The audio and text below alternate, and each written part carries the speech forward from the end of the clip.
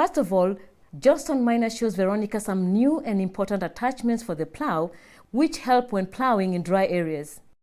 This one, the subsoiler and a reaper to replace, or which can do the same the work before the onset of the rain instead of the moldboard plough, which is here. This implement is good for breaking the hard pan, which is below the soil, so that you can have water penetrating deeper and a proper root development for the crop. Some things to remember when embracing these new methods. The plough attachments, excellent for breaking up dry soil, can be hired or bought from a farming outlet. Seeds such as pigeon peas or cowpeas can be bought from Kari or any other reputable seed merchant. Fertilizers are used to encourage strong growth and maximize crops.